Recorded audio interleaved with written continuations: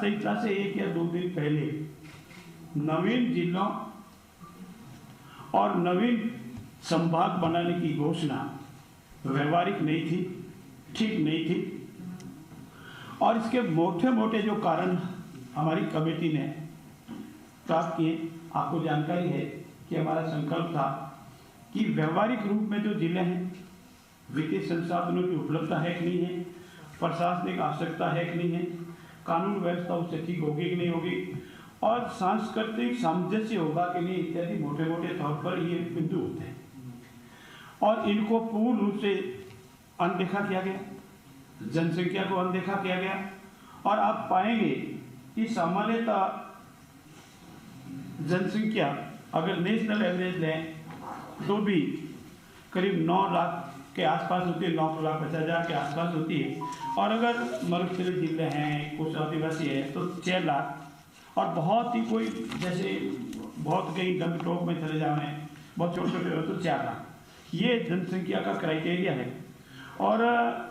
सामान्यतः 6 या 6 से ज़्यादा तहसीलें होनी चाहिए, या कोई और जैसे मैंने कहा शहरी क्षेत्र आदिवासी हो तो 6, और बहुत ही कोई हिंदुस्तान का बहुत छोटे छोटे हो तो 4 तहसीलें। ये मोटा मोटा क्राइटेरिया है, इसमें कोई एक निश्चित मापदंड नहीं, लेकिन सामान्य एक क्राइटेरिया है। पूर्ववर्ती सरकार ने इनकी सबकी अनदेखी की, और आप देखेंगे कि 6 से कम, 6, 7, 8, 9, 6, 7, 8, 9 सामान्य तहसीलें होनी चाहिए। और अनेक जिले ऐसे आए जिनमें ये जनसंख्या नहीं थी। और बिना 3 बातें, मुख्य 4 बातें जो मुख्य रूप से मैं आपसे निवेदन करूंगा वो ये कि इतने जिले की आवश्यकता अगर होती, इसका परीक्षण किया जाता,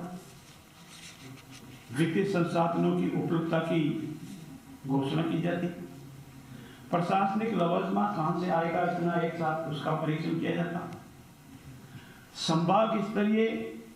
जिला स्तरीय जो इंफ्रास्ट्रक्चर है, जिसको बिल्डिंग कहते हैं वगैरह, ऑफिस कहते हैं, वो बनेगा कि नहीं बनेगा, इन सब को अनदेखा किया। और 17 जिलों और 3 नव गठित पंचायत समिति संभागों की घोषणा की, 3 लाख की भी करी थी। और इसमें यह भी महत्वपूर्ण है कि इसमें न तो पद सृजित किए, न कार्यालय भवन की उपलब्धता को कोई सुनिश्चितता की, न विभागों हेतु बजट सुनिश्चित किए। तो जब आप पद सृजित नहीं कर रहे हो तो उस नवीन जिले में जाके कौन बैठेगा? अगर आप कार्यालय भवन की उपलब्धता नहीं है, उपलब्धता की व्यवस्था नहीं करो, टेम्परेरी करो, परमानेंट हो, जैसी भी हो, तो कैसे होगा? विभागों हेतु बजट अगर सुनिश्चित नहीं करोगे तो कहाँ से आएगा? पूरे जितने भी जिले बने उसमें से सिर्फ 18 विभागों में पद सृजन की अधिसूचना की, बाकी किसी में नहीं की गई। इसलिए हमारी सरकार ने आते ही एक तो हमारी मंत्रिमंडलीय उप समिति बनाई, और हमारी मंत्रिमंडलीय उप समिति ने पाया कि ये जिले व्यवहारिक नहीं है,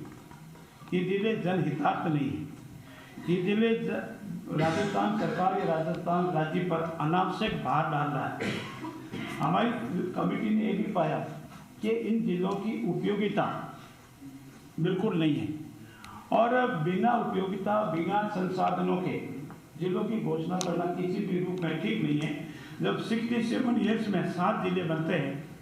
तो 1 हफ्ते में, 2 हफ्ते में या 1 महीने में 17 जिले बनाना किसी तरह से उपयोगी नहीं है। इसीलिए कमेटी की सहयोग हेतु,